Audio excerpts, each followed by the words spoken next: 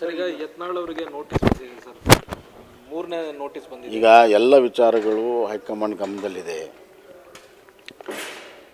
ನಾವು ಅವತ್ತೇ ಹೇಳಿದ್ದೇವೆ, ಹೈಕಮಾಂಡ್ ಏನು ತೀರ್ಮಾನ ತಗೊಳ್ತದೆ ನಾವೆಲ್ಲರೂ ಕೂಡ ಒಪ್ಕೋಬೇಕು ಅಂತ. ಈಗ ಅವ್ರಿಗೇನು ನೋಟಿಸ್ ಬಂದಿದೆ ಮತ್ತು ಅವ್ರೇನು ಉತ್ತರ ಕೊಡ್ತಾರೆ ಅಂದಾಗ ನಮ್ಮ ಮಾಹಿತಿ ಇಲ್ಲ.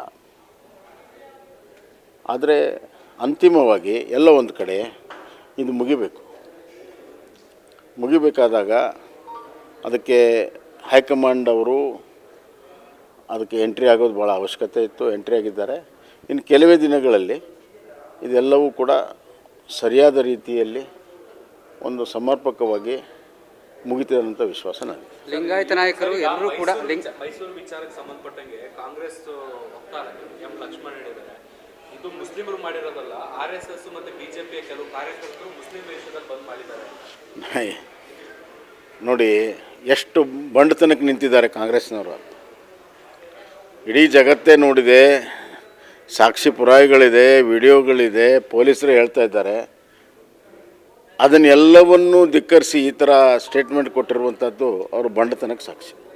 ಸರ್, ವಿಜಯೇಂದ್ರ ಅವರ ವಿರುದ್ಧ ಲಿಂಗಾಯತ ನಾಯಕರನ್ನ ಎತ್ಕಟ್ತಾ ಇದ್ದಾರೆ ಅಂತ ಹೇಳಿ